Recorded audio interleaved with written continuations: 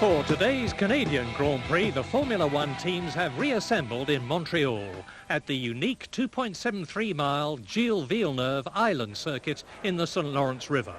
A circuit which is very tough on brakes and fuel consumption, but which the drivers like and respect. After Ayrton Senna's retirement at Phoenix, it's Alain Prost back at the top of the Drivers' Championship, the rejuvenated Riccardo Patrese up to third place, and Nigel Mansell down to fourth. And with McLaren's overwhelming dominance in the Constructors' Championship, their two drivers have now won more Grand Prix in their careers than all their rivals put together. With some pointed remarks suggesting that it's time some of today's more experienced drivers retired, there's a lot of talent eager to take their places, especially four young Italians. Foremost amongst them is the quiet and intense Stefano Modena, ex-kart champion, ex-Formula 3000 European champion, and now with Brabham, for whom he finished a magnificent third at Monaco. Alex Caffey started his racing career on motorcycles, impressed at the wheel of the unsuccessful Osella, which takes some doing, and now drives for the very professional Dallara team, fourth at Monaco and a man to watch. So too is Gabriele Tarquini, who in his first 4 drives for the little AGS team has scored his first World Championship point and taken 2 7th places. Nicola Larini hasn't scored yet, but as the man that Ferrari were going to substitute for Gerhard Berger, he's obviously got a promising future. At Phoenix, Lotus, the team founded by the charismatic and innovative Colin Chapman, celebrated its 400th Grand Prix. It won 79 of those races to give it 6 constructors and 6 drivers' championships, with some of the world's greatest drivers: Jim Clark, Jochen Rindt, Graham Hill, Emerson Fittipaldi and Mario Andretti. But sadly, Lotus is in the doldrums now, for despite a new car, 3 times world champion Nelson Piquet, and the combined efforts of some of Grand Prix racing's most talented and experienced people, they've yet to finish higher than 8th and are even in danger of having to pre-qualify after the British Grand Prix. And here in Montreal, an apparently demotivated Piquet only starts 19th on the grid, whilst his teammate Nakajima has failed to qualify. Things aren't all that much better for Ferrari, who in the past have been even more successful than Lotus. Grand Prix's most exciting team brilliantly won this year's first race in Brazil thanks to an inspired drive by Nigel Mansell. At Imola, they were stunned by Gerhard Berger's appalling crash, from which he's made an amazingly quick recovery. And their ingenious but immensely complicated semi-automatic gearbox has caused a 100% retirement rate, except for Brazil. But when they get it to work, and they will, they've got a winner. Nigel Mansell certainly thinks so, because he's already re-signed for 1990.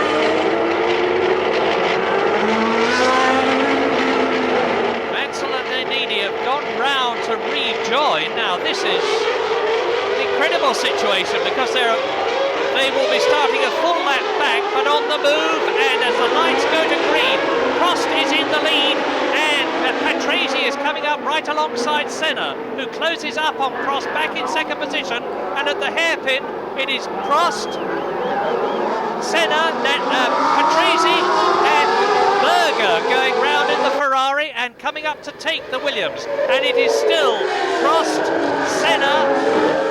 Let's see who's through in third position. Is Patrese still in third position? Then it is Berger. I think there's a little bit of a nudge there at the second corner between Berger and Patrese, and it was well held by Patrese. The back swung out on his car, he caught it well, but to me it's very surprising that Mansell and Nannini went out of the pits at all. I'm sure they would have been better off to have started off, because they can't have been more than halfway around the lap when the race was started. Why they didn't wait in the pits and take it from there, I don't know. I'm also very surprised indeed that a lot more other drivers didn't go straight in, and we gather that Pierluigi Martini also went into the pits and changed onto slicks, because this circuit is going to be in slick conditions. Well, it is already, and the whole of it will be in slick conditions within 2 or 3 laps. With Prost leading, Senna second, and there out of the race is Martini, so he's changed to tyres, didn't do him very much good, and Sala came in and changed tyres. So the two McLarens, as we would have expected, in the lead. Prost leads, Senna second, Patrese third, Berger in fourth position. Boutsen is up into fifth place in the Williams, and you can see that there is then an enormous gap between the first 5 and the 6th car as the leaders accelerate away. And that's Cathy into the pits for a tyre change.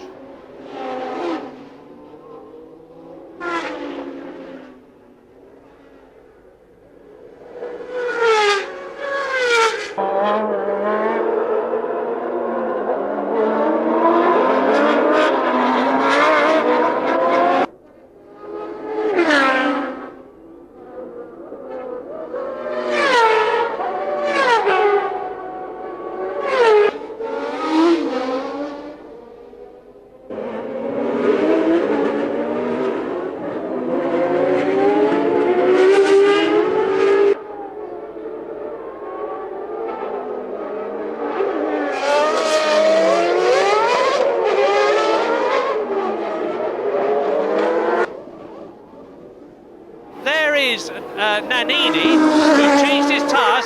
Prost behind him is leading. Senna is in second place, the two of them pulling away from Riccardo Patrese, who you will see come up in a moment. He is in third position on the Williams, and this is going to be an extremely confusing race, and Senna goes through. Ayrton Senna goes through on the second lap to take the lead from Alain Prost, who goes into the pits.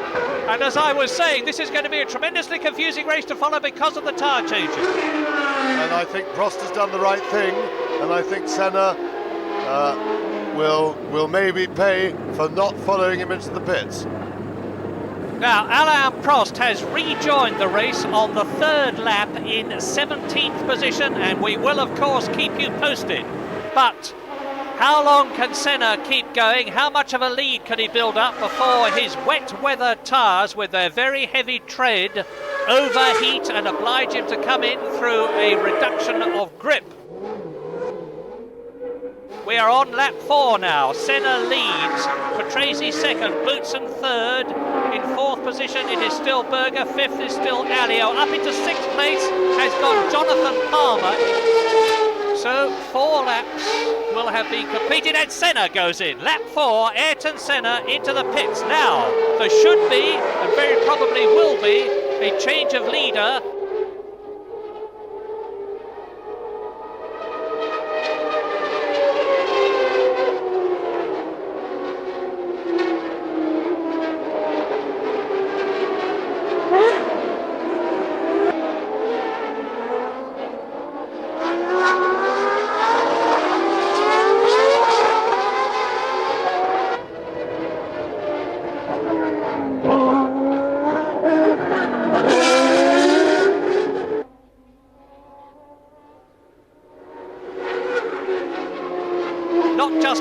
Patrese who goes into the lead now, but is Alain Prost going to be able to get up? And a scrap on the circuit, which you can see is part dry and part wet, and more dry than wet. Alain Prost is...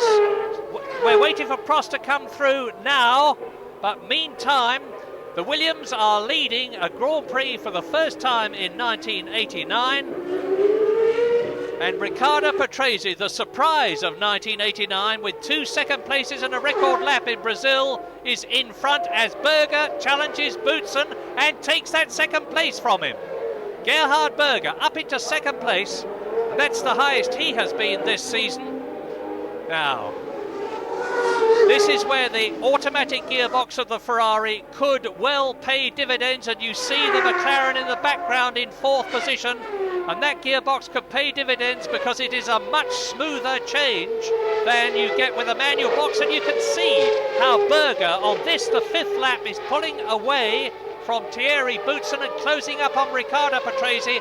I think before very much longer we're going to see, for the first time since Brazil, a Ferrari in the lead, with this time Gerhard Berger at the wheel rather than Nigel Mansell. Yes, Berger got himself into the perfect position then. He had the inside of the corner covered.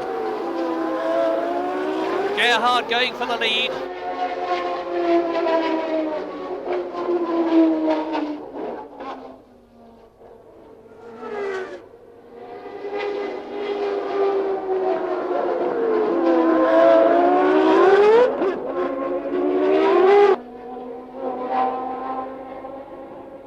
Prost has gone missing from our lap chart on the 6th lap. We haven't seen him go by. I haven't seen anything on our pictures. And now Ayrton Senna has got a problem because it is raining hard here in Montreal, and he is on slick tyres, whereas the leaders, the first 3, Patrese, Berger and Boutsen, are not.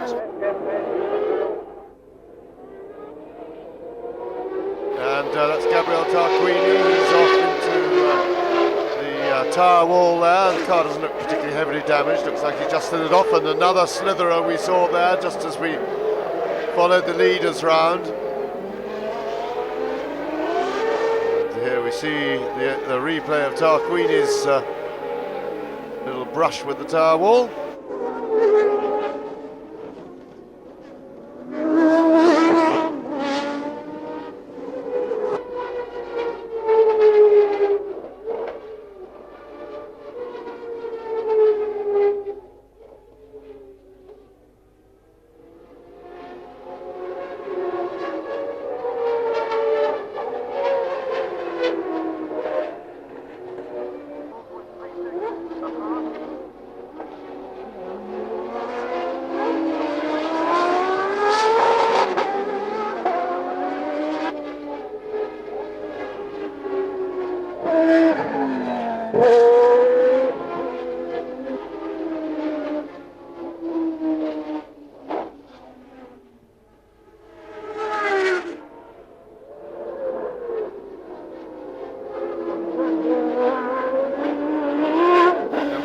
Lost Gerhard Berger, and I don't know where he's gone. We can't see the pits from our commentary position, and there is Gerhard Berger, so he was indeed lost.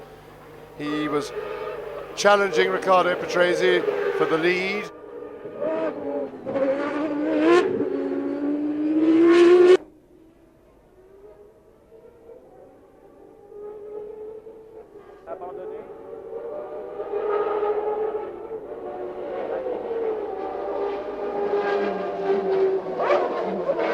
Meantime, Williams-Renault leads. Williams-Renault second. There is the leader. There is his teammate. He being Riccardo Patrese, number 6 in first position, and his teammate being the Belgian Thierry Boutsen in second place.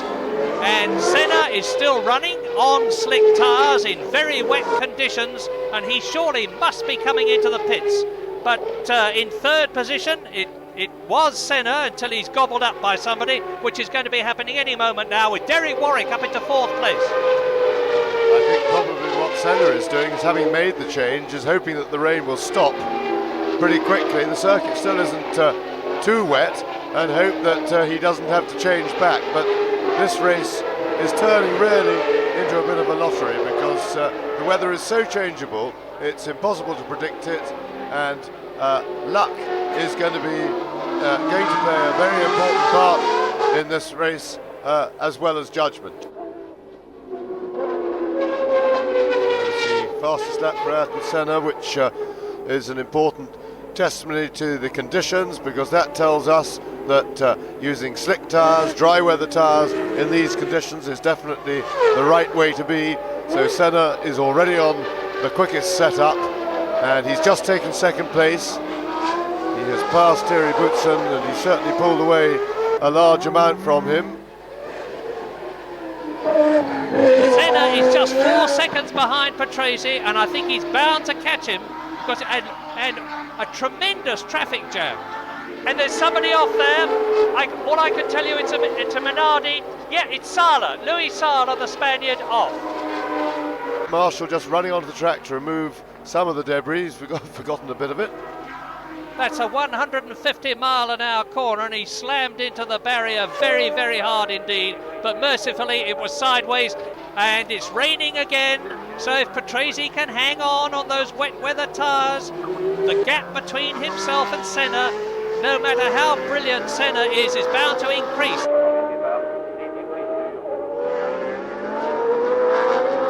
Now there is Caffey, who has passed Alio, and De Cesaris, who is following Alio. The two Delaras and De Cesaris goes through.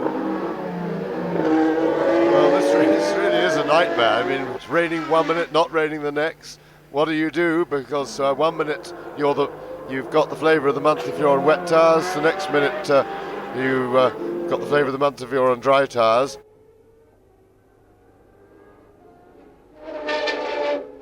And off. That's Alio going off. Well, Alio, who crashed in the warm-up, has got problems here. And meantime, Warwick is catching Senna. The gap between them is only 15 seconds now. Patrese has extended his lead over Senna.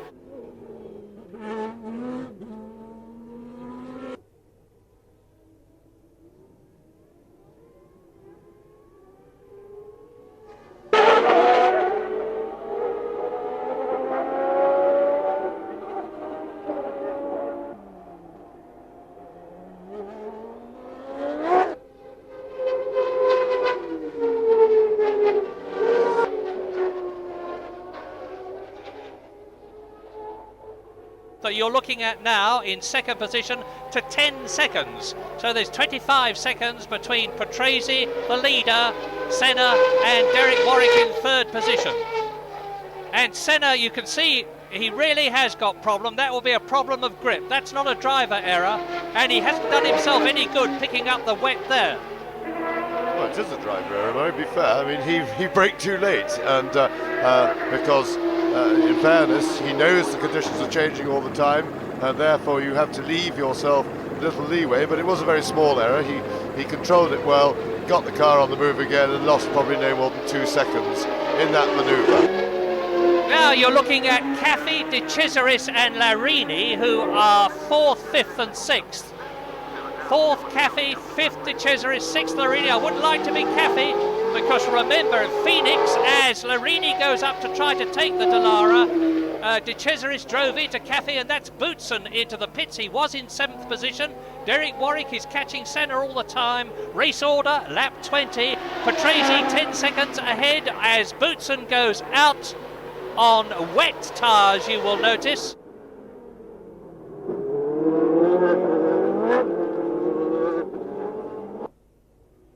Now here is Caffey. You can see how the car, and De Cesaris is through, as you know, 4th, 5th and 6th. Caffey, De Cesaris, Larini going through and up into 5th position. So Larini up into 5th position in the Osella, the 1989 Osella, which his teammate Ginzani was not able to pre-qualify again. And this is and it's raining again. And I saw Warwick dart out of the picture there. No, Senna has finally gone to the pits. I think Senna made for the pits, and sure enough, there is Senna. So he's finally had to give best and go for wet weather tyres, but being on a fresh set of wets may not be too bad a thing. Now look at this. This is Nicola Larini going through to take a place from the Dallara of Andrea de Cesaris, and therefore up into now third position. Temporarily I may be, because the real fight in this race in terms of wheel-to-wheel combat is between the two Dallaras of Caffi and de Cesaris and Nicola Larini's Osella. And Larini goes past in third position. And that is Roberto Moreno. And the way... I think that front wheel just fell off. So he'd slowed up because he could feel the wheel wobbling. And in fact, that wouldn't necessarily put him out of the race. You should be able to limp that car rather slowly back to the pits, so you'll lose time. But it just looks like they need a new wheel and nut. Off goes Caffi. That's Alex Caffi going off. What a race of happenings this is.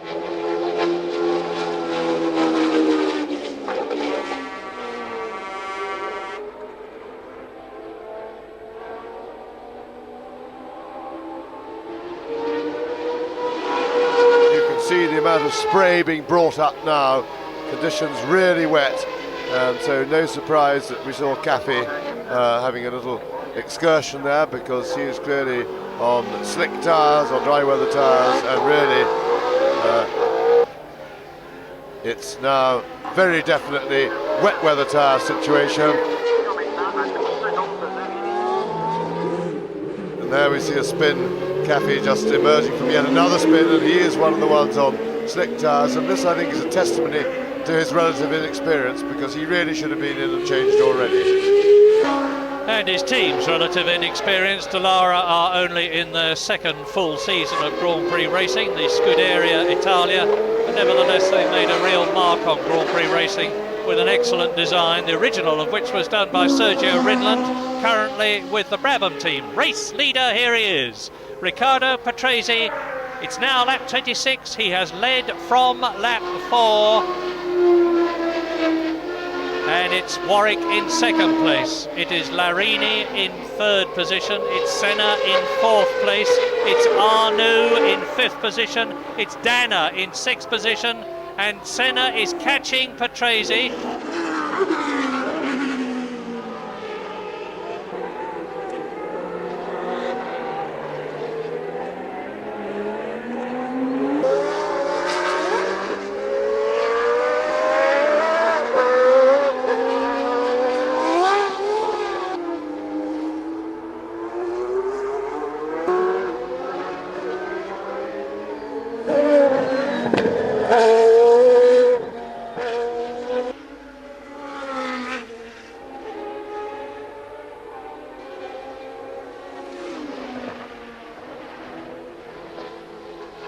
And Caffi comes into the pits very definitely on the wrong tyres to take on a set of wets.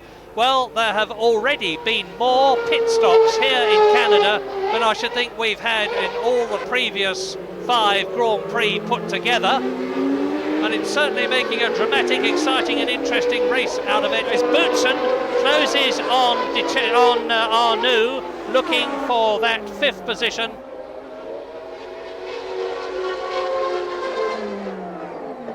You're soon to see a change as the V10 Renault-powered Williams of Thierry Boutsen comes up to and passes veteran René Arnoux' Ligier with its V8 Ford engine. And unsurprisingly, René Arnoux does not give way. Why should I can hear him saying to himself. But now they're approaching the fastest part of the course. This is where braking is of paramount importance, obviously, as they go through the chicane, past the pits to complete another lap shortly. And this is where Boutsen does get through. Belgian passes Frenchman, Williams passes Ligier. Up into 5th place goes Thierry Boutsen. So the Williams cars of Patrese and Boutsen on this, the 30th lap in this 69-lap race, and backwards into the barrier goes one of the marches just as the picture changes. I can't tell you who it is. Yes, I can. It is Capelli. Capelli has slid in exactly the same place as Gabriele Tarquini went off, and that means to say there's even less runners. They all know that this is going to be a race of attrition, and he who is still there at the end is bound to have a good chance, and so they should really be driving accordingly. This is one of the times in motor racing where you're not driving at an all-out 10 tenths the whole time. You're trying to take stock of the conditions, trying to take it carefully, and make sure that you're there at the end. Senna up into third place then by passing Nicola Larini, and sometimes people say to me, why do these Grand Prix drivers get paid such incredible salaries, millions of pounds for the top men? Well, you can see the answer now.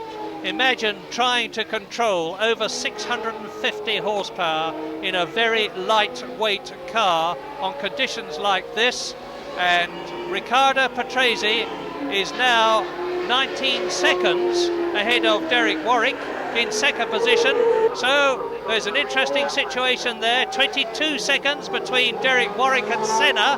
The gaps are closing, and Senna, with Larini there down in fourth place, is the man to watch. I have to say, as of now, that if I was a betting man and had to put money on somebody, I would put it on Ayrton Senna. I remind myself that Riccardo Patrese is still on the original set of wet weather tyres, which will have taken quite a beating earlier on in the race when the track was primarily dry, notwithstanding which he held his lead.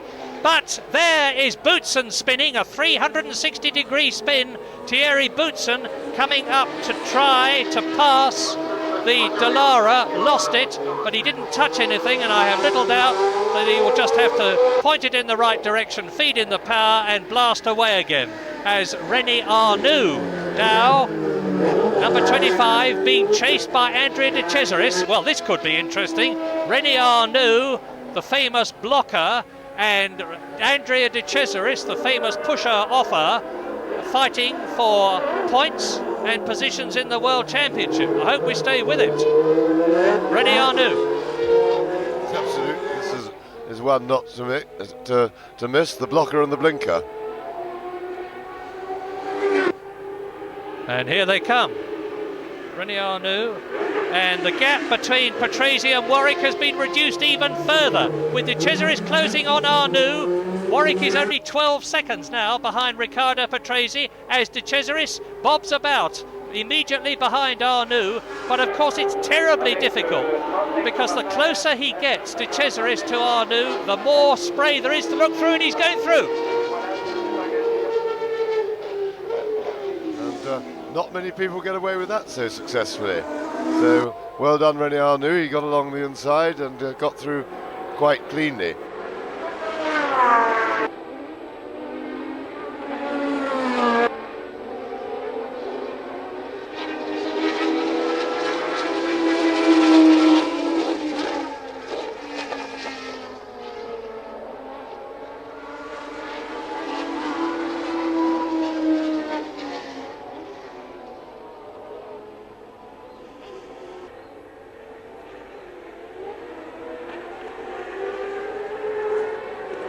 On lap 35 in this 69 lap race, and up into fourth position goes Thierry Boutsen, because you just saw Larini touring there.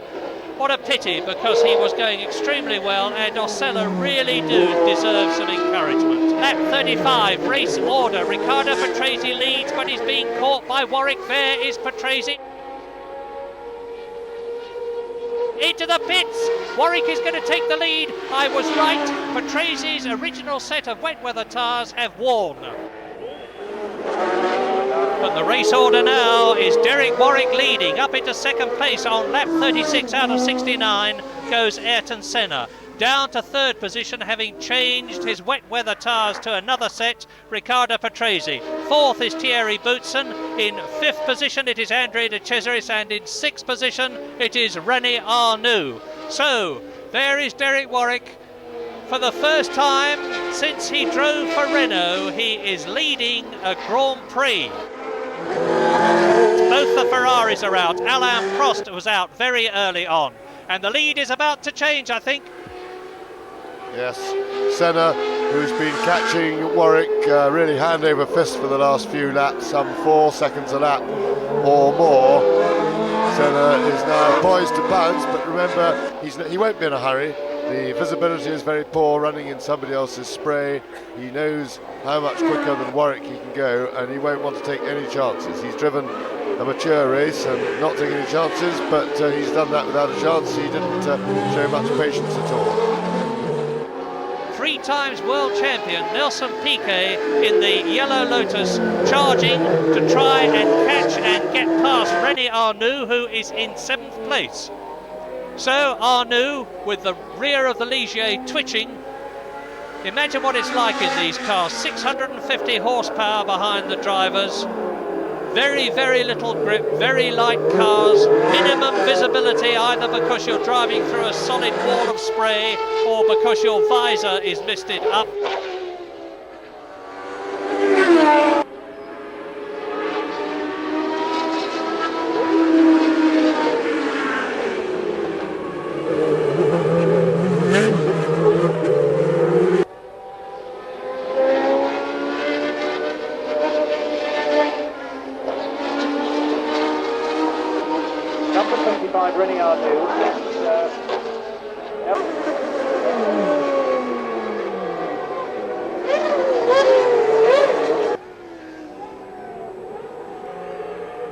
Warwick out. Derek Warwick off course, having led the race and dropped to 2nd position. Now, obviously, out here is a replay of whatever happened. It seems to me he must have lost it, but we'll soon see. No, he just turned straight off the course. What appalling luck when he was higher up than he had been for years. Yes, what a great shame, because the one thing you don't expect to have in the wet, really, is mechanical problems, because of course you're not able to use full power for a long time. You can't strain the brakes or transmission in the way that you can on a dry track, and really that is a shame.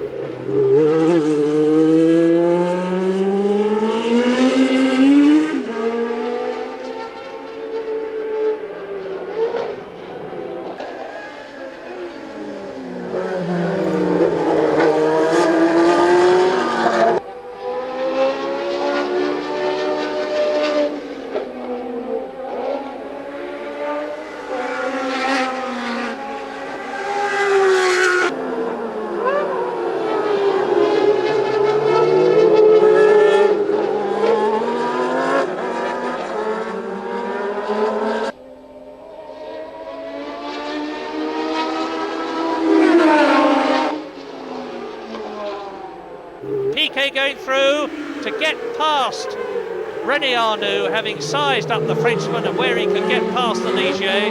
And now Ayrton Senna has got the same problem, but it should be a lot easier for him because he has got more power, much more power than Nelson Piquet. Last year, both. Well, Senna goes through, Arnoux moves over and lets the McLaren through. Race order, lap 42, 69 lap race. Senna leads, Patrese 2nd, Boutsen is in 3rd place. So the Williams-Renault cars, running reliably and strongly, are well up again, only beaten by the single McLaren that is left with Alain Prost out of the race. In 4th position it is Andrea de Cesaris, and Nelson Piquet is now up into 5th with René Arnoux 6th.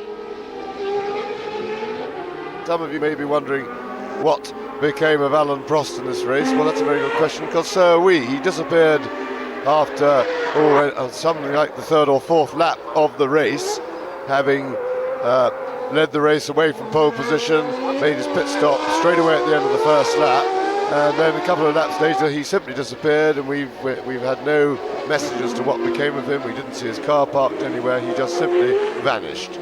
And that is Andrea de Cesaris, who is still in that 4th place, and only just in the 4th place, absolutely on the ragged edge, going off almost.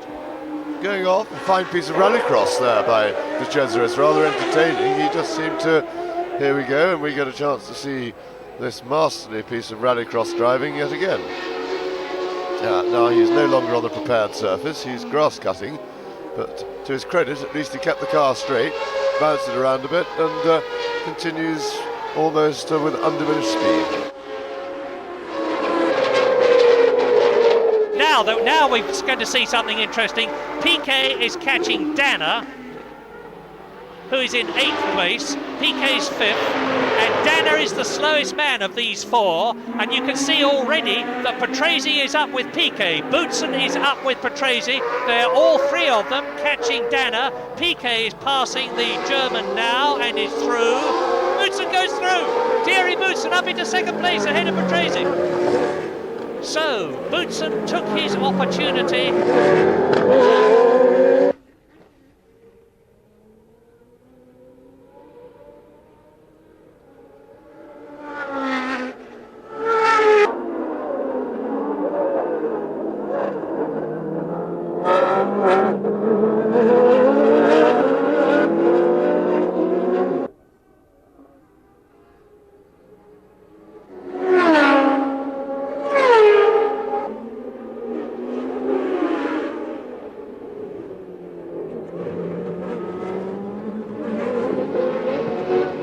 You see Piquet taking Danner. This is a replay. You see Boutsen coming up on Patrese, who feeds in the power. Boutsen has got the line and the momentum, goes through and takes 2nd position from Riccardo Patrese on lap 63 in what we expect to be a 68 lap race.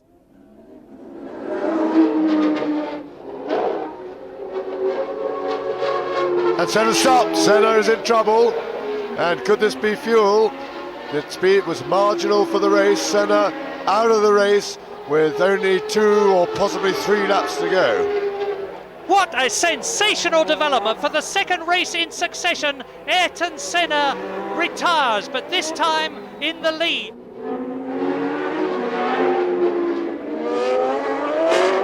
Thierry Boutsen comes out of the last corner of the last lap to win the Canadian Grand Prix, his first ever victory. Very shortly, he's coming down now, and his heart must be beating wildly because he knows that there's only a few hundred yards left now between himself and not only his first victory, but his first ever 9 points as a result of it. The Williams has, as far as I know, it sounded crisp, and there he goes. Boutsen has won the Canadian Grand Prix. And an exultant wave of the hand, an enormous fillip for Williams and for Renault. Here is Patrese coming in to make it not only first, but also 2nd for Williams and Renault. Patrase's 2nd place in succession. A really superb achievement by this veteran. De Cesaris 3rd, Piquet 4th.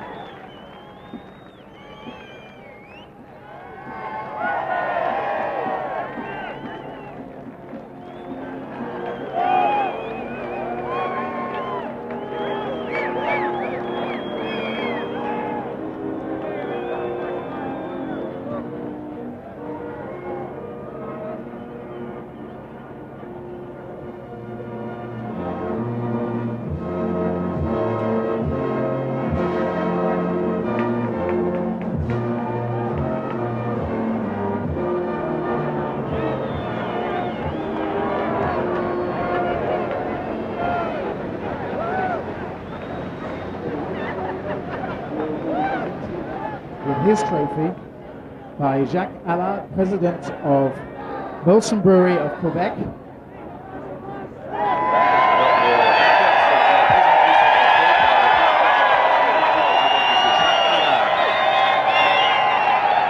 And the winning constructor will be presented with his trophy by Monsieur Jean Doré, Mayor of Montreal.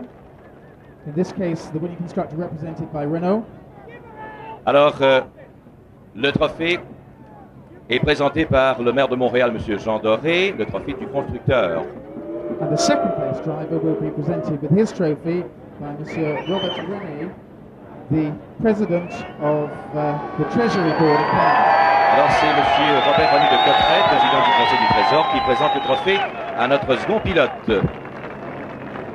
And the third place driver will be presented with his trophy by M. Andrea Bourbeau, Minister of Labour and Immigration from the provincial government. Alors c'est M. André Bourbeau, ministre de la Main-d'œuvre et de l'Immigration, qui présente à notre troisième pilote le trophée mérité. Eh bien, mesdames, messieurs, je pense que nous venons d'assister à un Grand Prix tout à fait extraordinaire.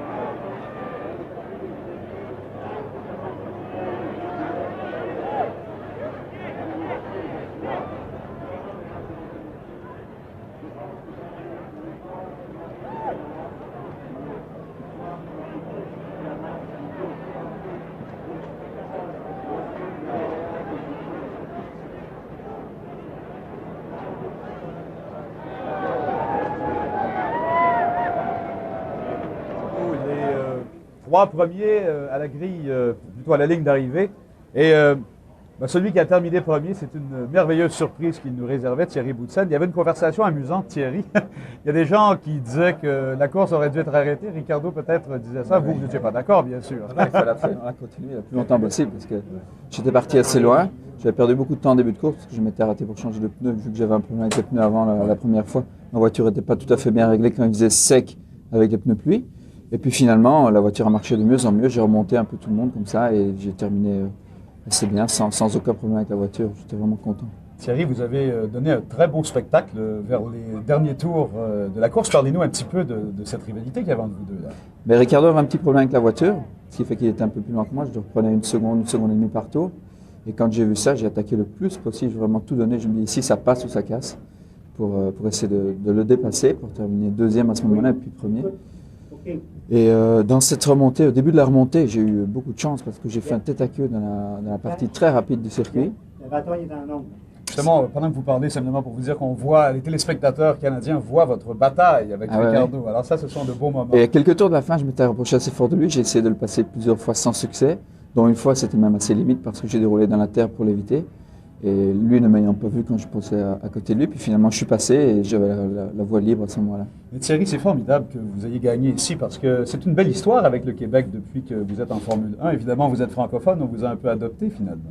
Oui, mais j'adore ce pays, j'adore Montréal, je l'ai toujours dit, j'adore cette région. J'y passe pas mal de temps chaque année, avant la course, parfois un peu après la course. Et pour moi, ça me fait vraiment toujours beaucoup de plaisir de revenir ici. Thierry, c'est formidable, on est très heureux pour vous. Ricardo, you were my long shot. You came close. So how was it? Did you have at least a little fun on the track today? Well, I had fun. I was leading for a long time. I had a good fight with Senna at the beginning of the race. I'm pleased with the result. It's 3 times I finished second in a row. For me, it's very good. In effect, I had a problem with my car. I think 20 laps to go. The back end of the car came very loose. I didn't have any traction, any grip. And after the race, I saw. So because of that, I lost quite a lot of downforce in the back. Really, I tried all my best to keep Thierry behind, but I couldn't do much. I resisted for a couple of laps, and he went away. And for me, it was really a big problem to finish the race in the track with the car I had, because it was really very slippery and no grip at all. Thank you, Ricardo. Andrea, rapidement, bravo. Ça va très bien chez Dallara cette année. Scuderia Italia a un bon début de saison. Oui, la voiture ça marche pas mal et on a aussi trouvé un bon compromis entre la voiture et les pneus Pirelli. Et aujourd'hui, je veux dire que les pneus sur les très mouillés, ça marchait très très bien. On avait seulement des problèmes quand la piste ça tendait à sécher, alors vers la fin. Et j'avais piqué qu'il gagnait, et je ne savais pas quand la course terminait parce qu'on attendait les 12 heures.